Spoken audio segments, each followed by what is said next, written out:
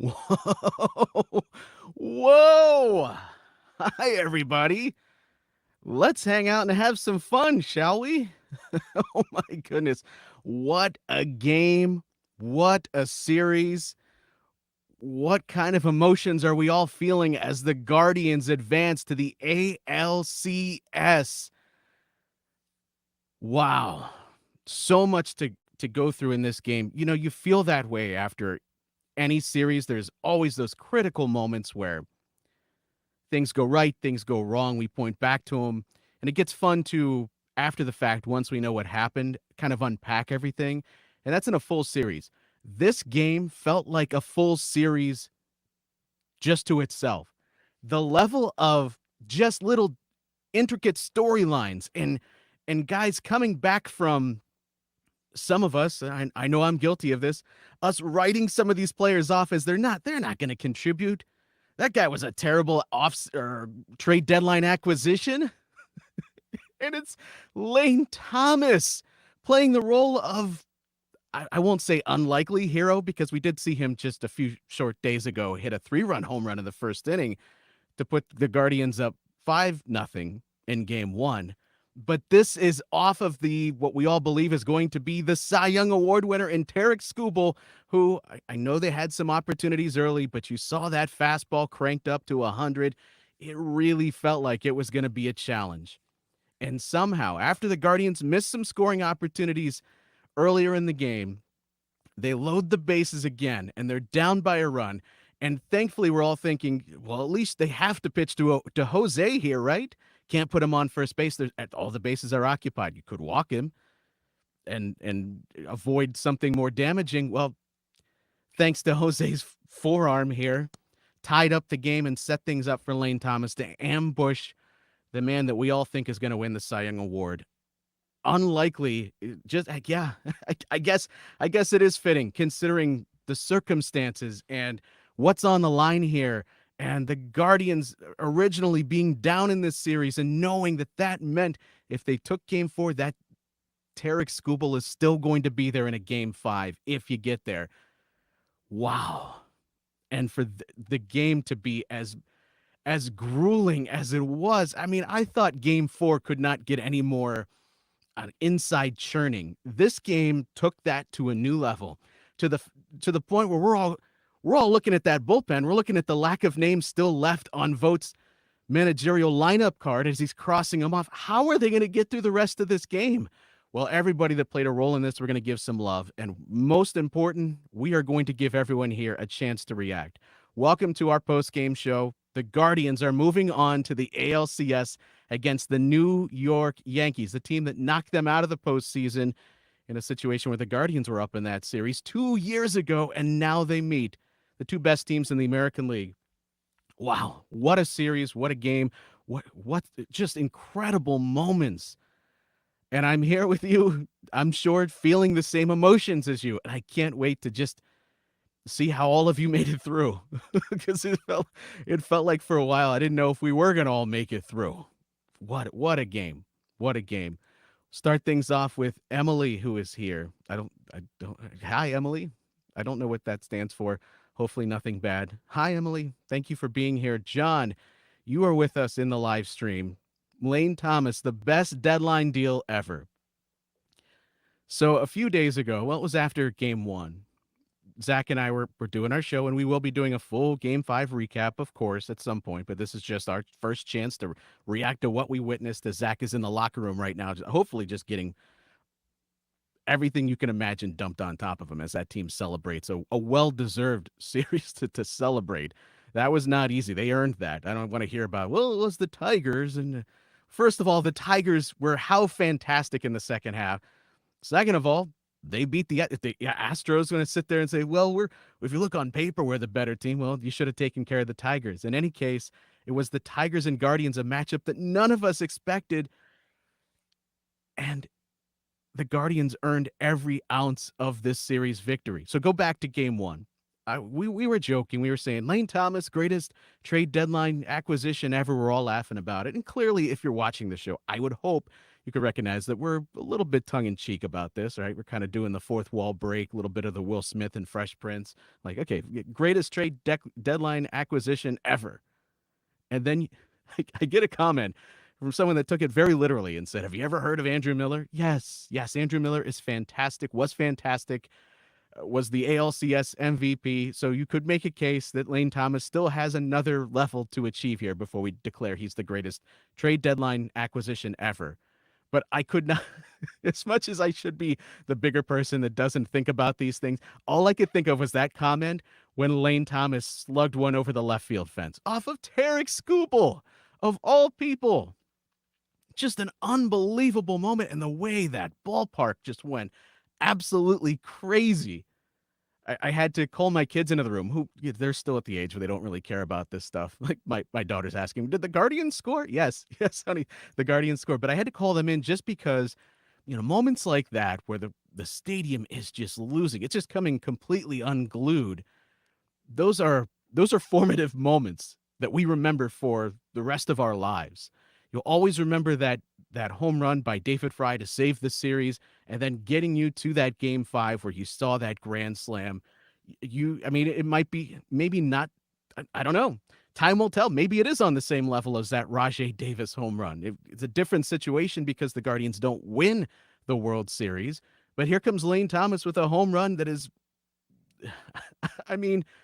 as unexpected could be considering who he's facing. And Lane Thomas has had a good series, has driven a lot of runs, ended up driving 5 in today. But yeah, the more I think about it, the more improbable it really is. In baseball, just doing the baseball thing, the thing that you don't think is going to happen is the thing you can't expect. Let's see. Emily, I cried real tears. I could believe that. Can I say that? Doo-doo Daddy TV. Give Lane Thomas the Brinks truck. Well, he's still under control, so you don't have to worry about that yet. Still going to be around past this year.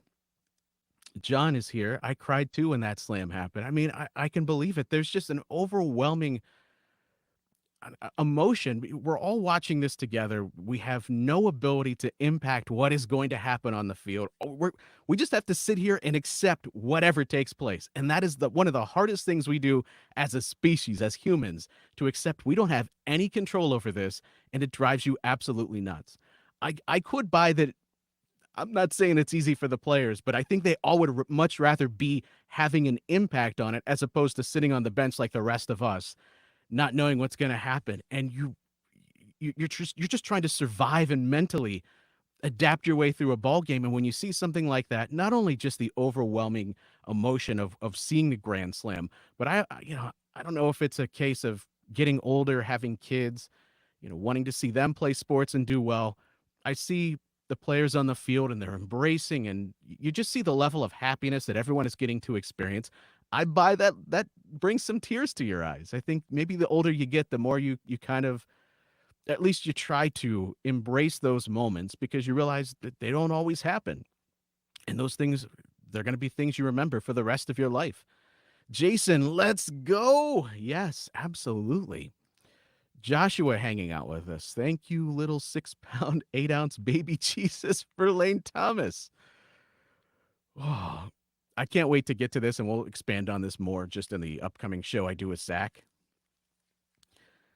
Not only Lane Thomas today, but there are so many guys that we would have written off at some point this season or gotten extremely mad at, or at times wouldn't have been upset if they weren't on a playoff roster, that came through and had big moments in this game. The bullpen, the shortstop of this club. I want to talk about his face turn coming up too. Right on cue, Jason Rocchio is my hero of this series. Brian Rocchio. Let's just do it. Brian Rocchio had himself a heck of a series, having some of the best at-bats on the club. Not only the at-bats, but also coming through with base hits that mattered. The late insurance was about as nice of insurance as you can ever expect.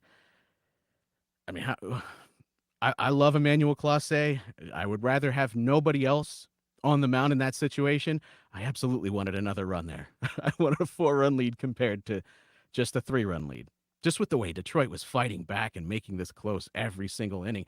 I didn't know if they were going to be able to stretch their way through. And Brian Rocchio, who had that base hit, had a base hit earlier in the game, had that great defensive play where maybe he jumped a little bit prematurely.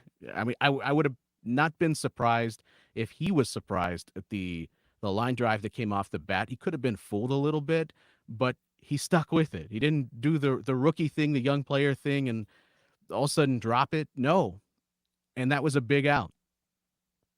Defensively, offensively, and to the level of this man getting Rocchio chance at that ballpark. I said it was a face turn on Twitter. That's what it felt like for my few wrestling fans that are watching. It felt like you take the heel, the bad guy that everyone hates. You just love to boo this guy because he makes you so frustrated. But he brings out these emotions in you so that when he finally flips and becomes a good guy, he comes to his senses, he does the good guy thing, everybody loses it because they couldn't wait for this moment. That, I guess that's Brian Rocchio because we watched all year he's looked like a young kid at times, and offensively it's not been there, and the numbers overall, he defensively has been very good, but occasionally he'll make a young player hiccup. Picking a great time to grow up in this series. So the postseason will make you grow up. You don't have a choice. And Brian Rocchio, to his immense credit, he grew up in this series. And now you go into this New York series. Nothing we have seen should determine anything about what happens next. I think the end of the regular season proves that based on just the way that this series played out. But right now, I'm at least liking that the bottom of the lineup doesn't feel like an automatic out every single time that Rocchio's up. Now, it's been a struggle for Bo Naylor at the plate, certainly, but Brian Rocchio having himself a hell of a series and getting the recognition for it. And so I'm happy because I'm sure he had to work his ass off to get into a position to overcome what could have derailed a season based on the way some of the earlier parts of his season played out. CSR, let's go, TJ. We are back. Let's see here. Mike, I told you Lane Thomas was a dude. I don't know if you're being sarcastic. The level of needing to go back and delete old tweets. I saw the funny one. I wish I could give credit. I'm sure this was tweeted a bunch. Somebody said, I swear I didn't call him Lame Thomas ever. Thankfully, that delete button is there, so we can go back and catch that before anyone sees it. Josh's reaction to the Grand Slam was so amazing. Yeah, Jason. I mean, Naylor's had some pretty fantastic reactions himself, just the entire series. But yeah, absolutely. Seth, also little dusty in here. Grand Slam had my eyes watery. This sport rocks. It does rock when it goes like this. Game 4, I wasn't sure that I still love this sport, but now series over, moving on to the ALCS. Sure. Lane Thomas let's see here. Lane Thomas for the mayor of Cleveland, says Michael. Okay, it is election time. It's no political ads for Lane Thomas, please. They would all be positive here, right? You would just, what can we say about him? He came through. Mike bringing up another name that I have written down here. Thanks a million to Eli Morgan. I get why Vogt left him in to begin the 8th, because if you can just steal one more out, knowing it's been such a challenge to stretch to the end of the game, that you don't have to put as much on Clase as I'm sure he would have liked to avoided. That's why you leave Eli Morgan in there, just even for one more batter, and he couldn't quite get you what you wanted. But forget about that. He comes in the 7th inning after Gaddis is running out of gas, and we're seeing this in this series. It'll make for an interesting ALCS because I'm not sure that Stephen Vogt's going to be able to manage the same way. Look at what happened to Detroit. They had a series before this. They had to rely on their bullpen arms. They get to this series. Cleveland is seeing these bullpen arms. By the time this series is wrapping up, I'm sure everyone feels comfortable about their at-bat they're having against that reliever. So I don't know if Cleveland's going to be able to do a similar game plan against New York, considering it's also a longer series. That's a conversation for a future show. But in this game, you knew it was going to be a challenge, and everyone seems to be running out of gas a little bit. Gaddis is in there, lots of pitches, and I'm questioning, it was already a question of would you go to Clase in the 8th inning? Do you consider going to him in the 7th inning? That seemed like an extreme stretch. And looking down in that bullpen, it was going to be either Eli Morgan or Gavin Williams. And Gavin hasn't pitched since I don't have his game log up in front of me. So I don't know the last time he's pitched. So you do that or Eli Morgan, who's at least pitched earlier in this series. And so you choose to go to Eli Morgan, and that was some big boy stuff to get out of that seventh inning. I mean, those are some of the biggest outs, certainly of Eli Morgan's career, biggest outs of this series. And I'm glad that it doesn't get overlooked here, because if you enable the Tigers to continue to hang around in this game, and then they come in and you're facing Class A, and I'm sure by the time we get to the eighth inning, the Tigers have to, it's not that they're going to have success, but it kind of reminds me of 2016 when a lot of the Indians players were saying, we feel comfortable when we get to the Aroldis Chapman at bat. It's not that we're going to be able to come through, but he doesn't feel like the monster under the bed right now because we've seen him a lot, and so we think we can get to him. And eventually they did in that game 7. And so I'm sure, the more you see a guy like Clase, he's still good enough to get people out, certainly. And I think by the time you got to the ninth inning, Detroit was probably demoralized to a level where they just weren't able to recover there, courtesy of that extra RBI by Rocchio. But Eli Morgan, those outs, as maybe the biggest he'll ever get in his career, because he's just not a guy that you typically count on for those sorts of outs. Another one, too, that came to my mind, Sabrowski, earlier in this game.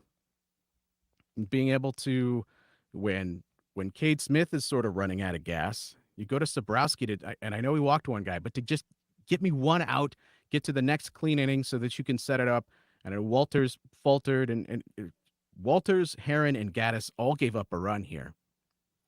But that was a huge out by Sabrowski earlier in this game, and that can go sort of overlooked. I don't want it to go overlooked. I think two unsung heroes are certainly Morgan and Sabrowski for being able to just give a couple of, in this case, 3 outs for a team that was asking where they were going to come from.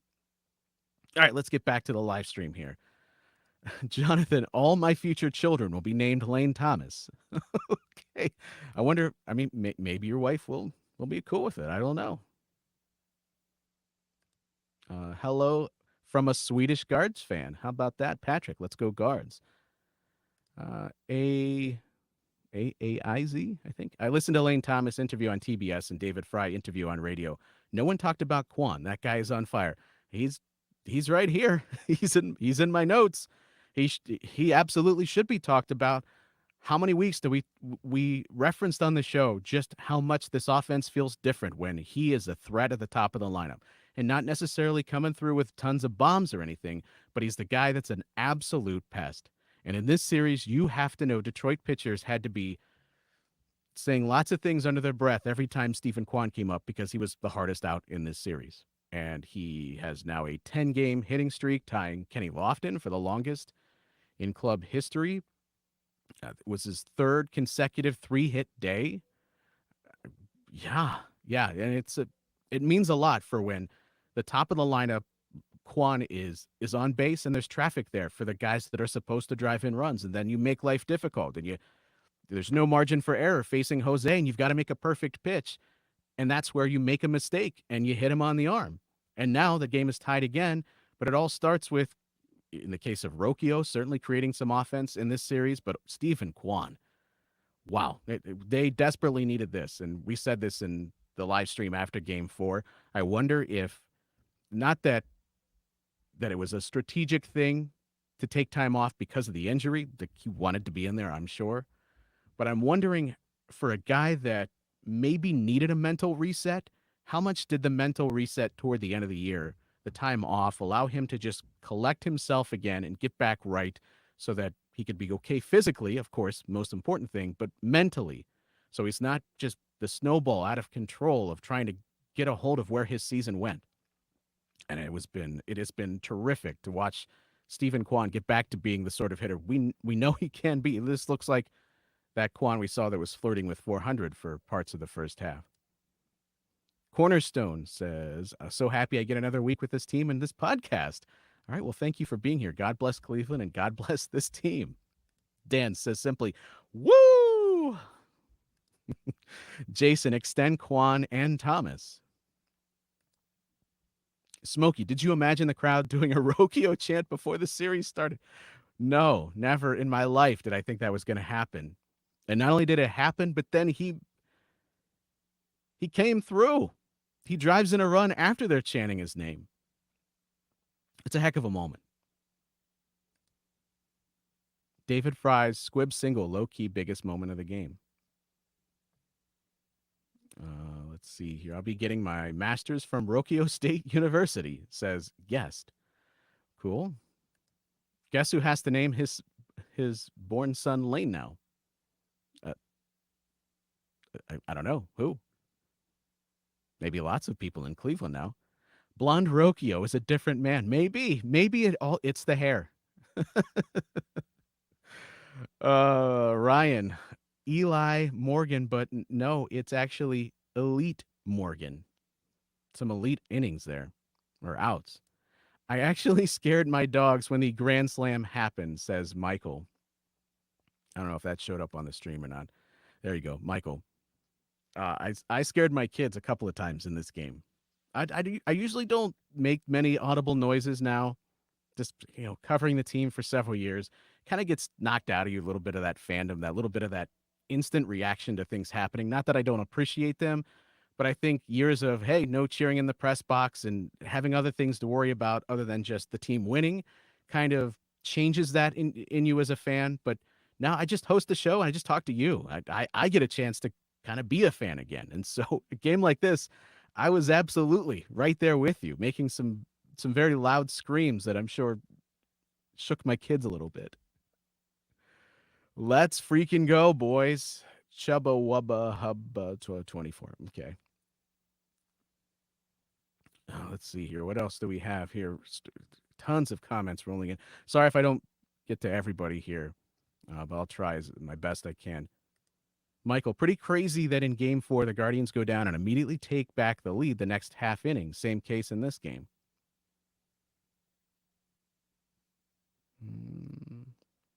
What else do we got here? Some more reactions to other people. B just is popping bottles. No, those are not popping bottles. Those are what? Party hats? Yeah. Okay, now I see it. Thought that was a bottle of champagne. I obviously have it on the brain. I'm sure that's happening right now. This is fitting. Dan says, my son has definitely never heard me yell as loudly as I did on that grand slam, and he's almost 6. I would love, I know at times we get reaction videos, whether it's on Instagram or TikTok, fans reacting. It's often a negative thing. Sometimes I think those things are just, they rewound it. They have a TV they want to beat up. And so somebody throws an interception and they destroy the TV. And it's like, okay, I just don't believe this was real. This was done for views.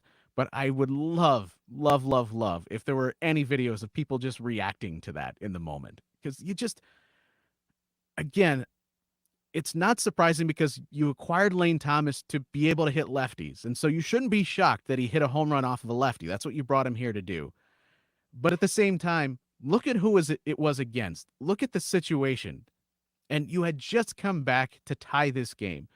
That felt like it was going to be difficult to do just to get the tie game. And Jose obviously takes the hit by pitch, which creates that run. Lane Thomas, in his interview on TBS, said the only thing he was thinking as he was strolling to the plate was, is our best player okay? I'm wondering, did that even just for a split second take his mind off the immense pressure he was about to face? But he was ready to ambush as he did in game 1. And I just can't believe the level of face turns we're seeing from Lane Thomas, who in the month of August, I said it on the show. I don't know how it could get any worse for this guy. It was beyond even something that we could have a serious conversation about because it wasn't even remotely real when a guy's hitting like 130 or something like that. It would have been different if Lane Thomas came over here and he was like a 97 WRC plus, so 3% below a league average bat. And like that wasn't quite enough to lift the offense. And then we could have a conversation about, they didn't do enough for the deadline, but he was so bad that it was almost like, I don't even know what to do with this. This isn't even real. That he could not go out there and try to get out as often as he could, or as he did. But I'll tell you what, I don't know if how much credit the coaches deserve for keeping him from beating himself over the head and beating himself down over that August that he had.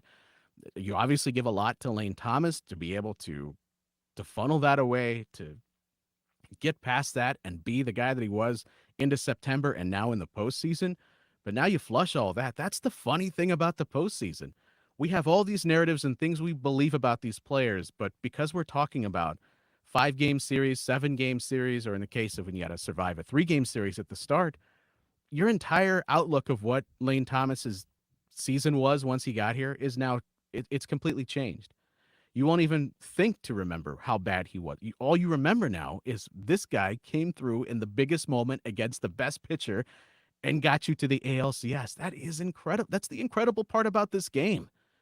You get 98% of a thought together, and then the last 2% just completely changes it in the postseason. Same thing for Rocchio. Yeah, if he continues to have a great ALCS, how will you look back on his rookie year? Will it be with the same level of maybe disgust that you didn't see that growth throughout the year, or you didn't see him really break through offensively? Or are you going to remember everything in the playoffs where you're talking about the smallest of sample sizes? This game is incredible for that.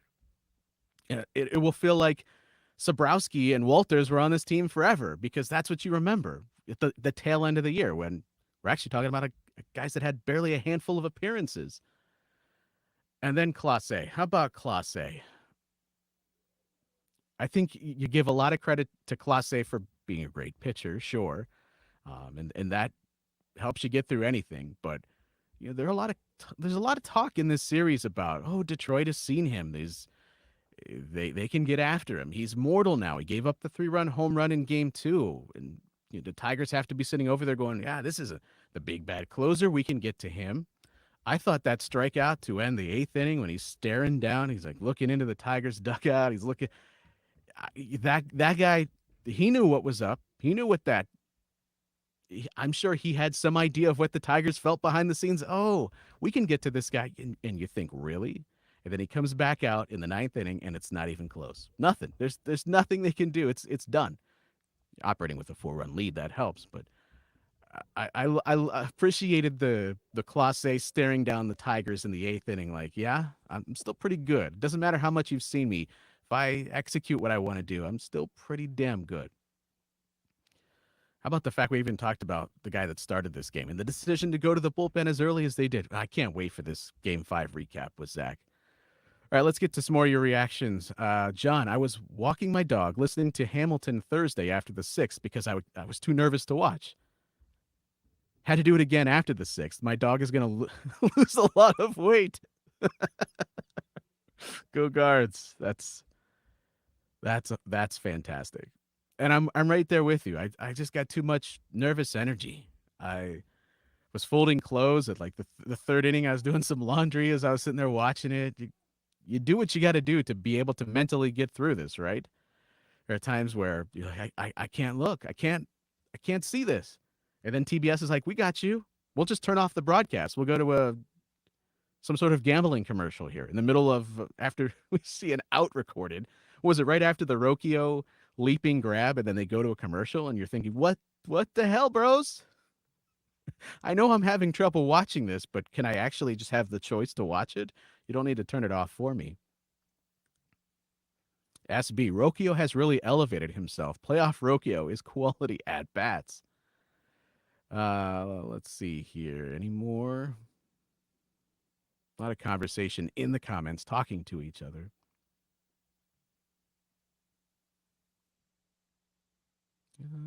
Try not to miss any of you. In any case, we're going to do a full recap, of course, coming up. Don't know when that's going to be. Zach might have to change his clothes. I have no idea. I have no idea what that clubhouse was like. But stay tuned to this channel. Thank you for being here. If it's your first time checking us out, Zach and I appreciate everyone, whether you've been here with us for the entire season or the full, whatever we're coming up on here, how many years we've been doing this. I think going back to 2018.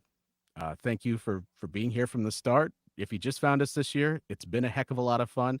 I am so happy that this ride continues and it's not over. We get more shows, more potential live recaps and reactions and certainly our full shows. If you want to join the Discord where it's at during the game, and I mean it, it is where it is at. during the games. That's where you can find us at patreon.com/SelbyIsGodcast, and you get access to bonus episodes throughout the week. You get at least one extra one per week. Now, I know we've been doing tons of content in the playoffs, but our usual plan during the season is you get a couple of episodes a week, and one of them comes at Patreon. And then joining the Patreon gets you access to the Discord, so come join us over there. It's so much fun. And we're going to be doing a full episode, whether it's later today or early tomorrow. And you can also find us on Apple Podcasts, Spotify, Stitcher. I don't know what even exists anymore. All the places you can find your podcast. Come find us there. Most important thing, Guardians advance to the ALCS, and enjoy being here with everybody. So thanks for hanging out for our post-game show, our quick recap. Go and have some fun tonight. You enjoy it. Cleveland, you showed up in this series. That ballpark was on fire. Many of you in the comments said Game 5 is going to be an electric atmosphere, and it absolutely was. I'm looking forward to some more playoff baseball ahead, and bring on the Yankees, huh? Thanks for hanging out, everybody. We'll see you.